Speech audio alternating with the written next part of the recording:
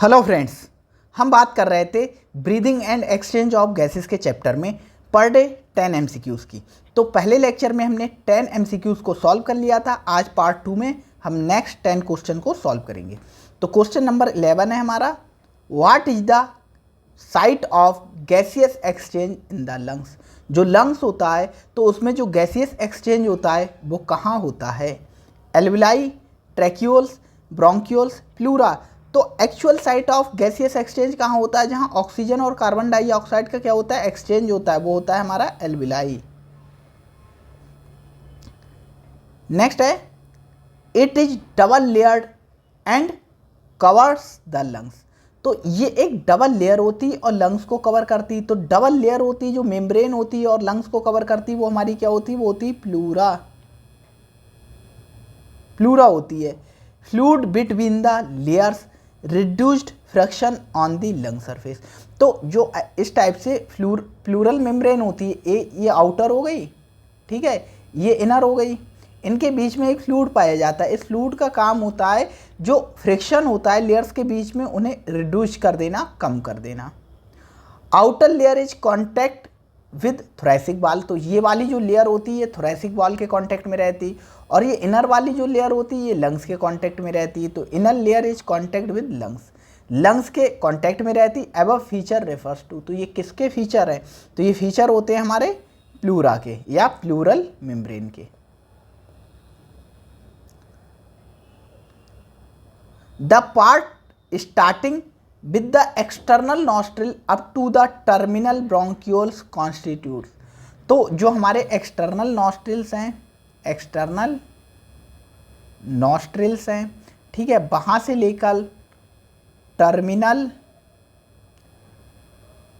Bronchioles, terminal bronchioles के बाद हमारा क्या आता है? एल्विलाई आती हैं, एल्विलाई आती हैं एंड देयर डक्ट, इनकी डक्ट आती हैं, एल्विलाई एंड देयर डक्ट्स। तो यहाँ से यहाँ तक का जो पाथवे होता है, यहाँ से यहाँ तक का जो पाथवे होता है, इसे कहते हैं हम कंडक्टिंग पार्ट। ये क्या करता है? एयर को कंडक्ट करता है, कंडक्टिंग पार्ट होता है। और ये वाला जो पार्ट होता है एल्विलाई और देयर डक्ट्स, इनकी डक्ट्स होती, ये रेस्पायरेटरी पार्ट होता है, रेस्पायरेटरी। यहाँ एक्चुअल एक्सचेंज ऑफ गैसेस होता है, एक्चुअल एक्सचेंज ऑफ गैसेस होता है। तो कंडक्टिंग पार्ट का काम होता है जो एयर है उसमें कोई भी फॉरेन बॉडी है, ठीक है, कोई पार्टिकल है, डस्ट का है और किसी चीज़ का, उसे रिमूव करना और उसे ह्यूमिडिफाई करना। जैसे ड्राई एयर है तो उसे ह्यूमिडिफाई करना। और क्या काम है? उसे नॉर्मल जो हमारा बॉडी का टेम्परेचर है 37 डिग्री सेंटीग्रेड, उस टेम्परेचर पर उस एयर को लाना। तो ये काम होता है हमारे कंडक्टिंग पार्ट का। तो ये क्या होता है? हमारा कंडक्टिंग पार्ट होता है।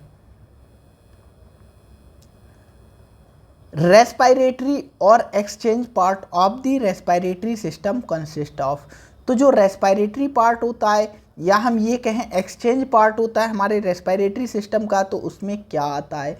तो उसमें क्या आता है? अभी ऊपर हमने बात की थी, एल्विलाई एंड देयर डक्ट, इनकी डक्ट और एल्विलाई आती। तो एल्विलाई एंड देयर डक्ट ये क्या बनाती? रेस्पायरेटरी पार्ट बनाती। यहीं पर ऑक्सीजन और कार्बन डाइऑक्साइड का एक्सचेंज होता है।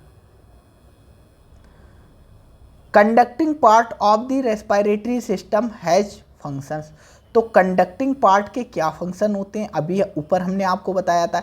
एक तो होता है फिल्टर करना, एयर को वार्म करना मतलब बॉडी टेम्परेचर के बराबर लाना, और मॉइस्चर करना मतलब उसे ह्यूमिडिफाई करना। गैसियस एक्सचेंज भाई ये काम तो एल्विलाई का होता है। फिल्टरिंग द एयर ओनली नहीं भाई, उसके साथ साथ क्या काम करता है? वार्म भी करता है और मॉइस्चर भी करता है। सिर्फ वार्म करता है एयर को नहीं भाई।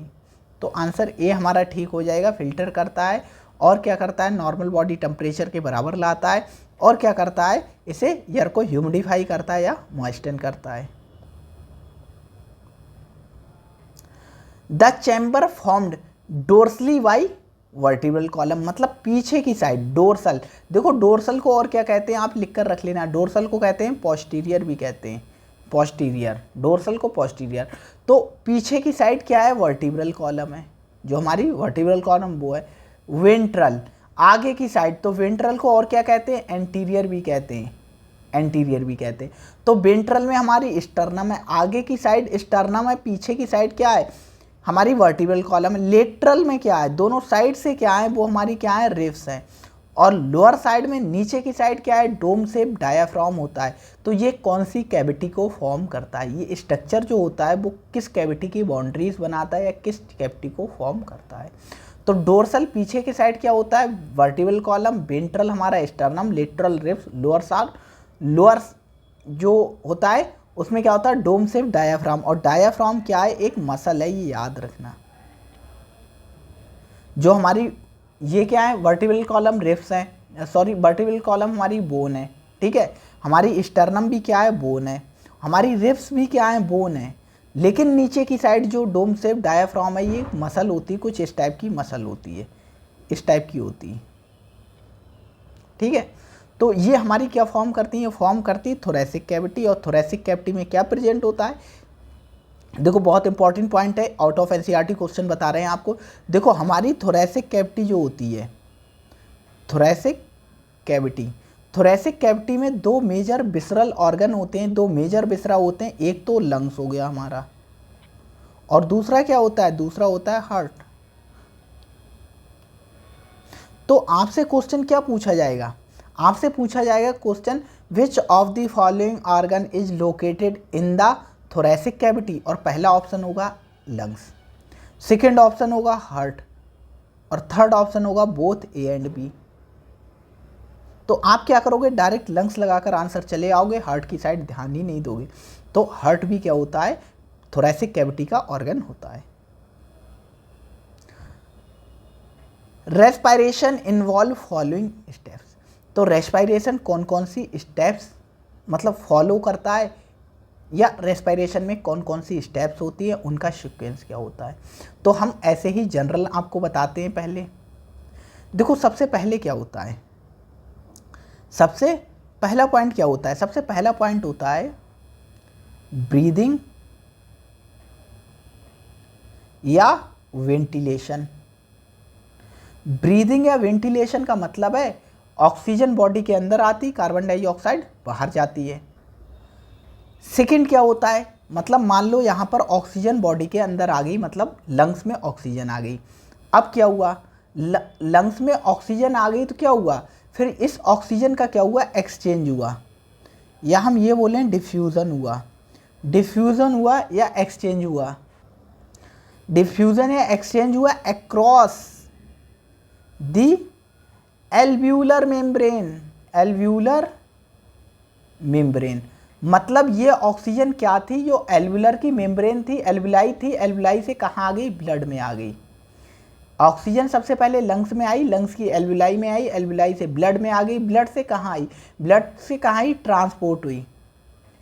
ट्रांसपोर्ट होने के बाद कहाँ पहुँची, टिश्यू में पहुँची।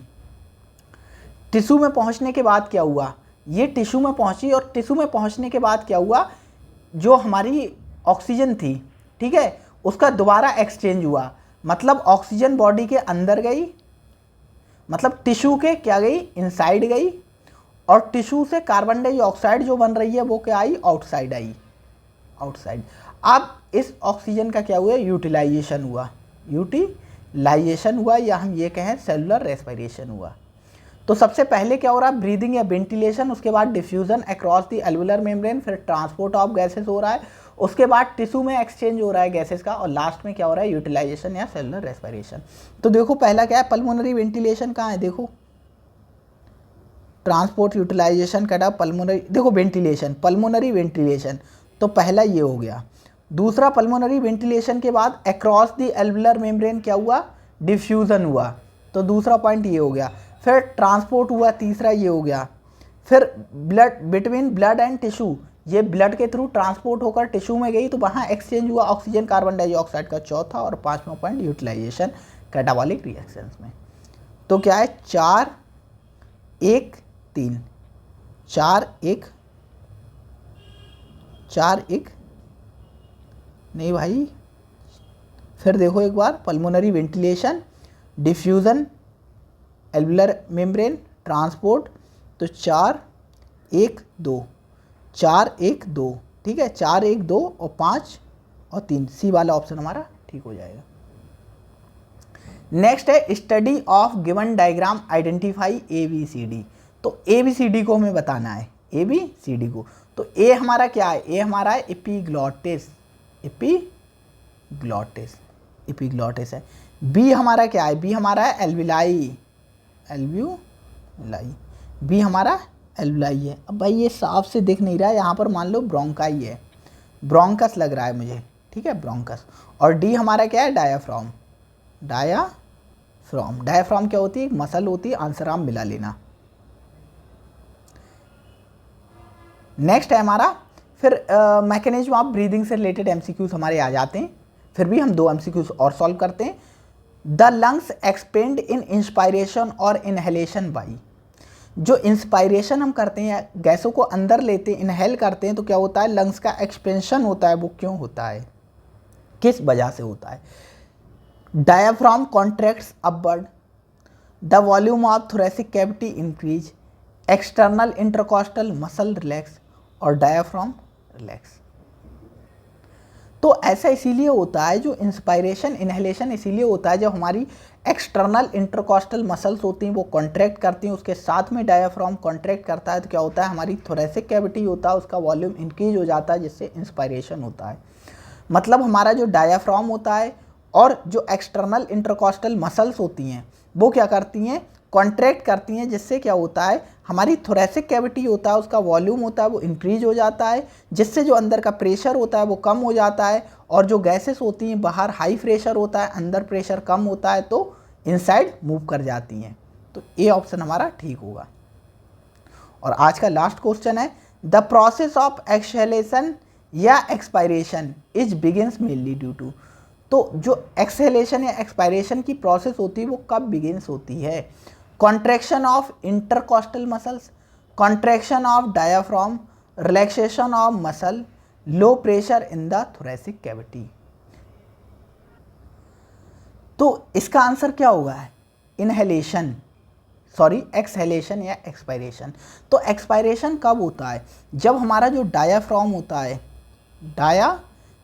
है, ये रिलैक्स करता है, ठीक है, और उसके साथ में और क्या रिलैक्स करता है, हमारी इंटरकॉस्टल मसल्स, ये दोनों जब रिलैक्स करती हैं तो क्या होता है, हमारा एक्सपायरेशन स्टार्ट होता है या एक्सपायरेशन की प्रोसेस होती है। तो मेरे हिसाब से कॉन्ट्रैक्शन है, ये भी गलत हो गया, कॉन्ट्रैक्शन है, ये भी गलत हो गया। रिलैक्सेशन ऑफ मसल, यार जनरल बोला है ना, कौन सी मसल से, ये नहीं बोला है। Low pressure in the thoracic cavity, चारों ऑप्शन इसमें गलत हैं, चारों ऑप्शन गलत हैं। तो आंसर सही क्या होगा, इनमें से कॉन्ट्रैक्शन की जगह दोनों में से एक जगह रिलैक्सेशन होना चाहिए था।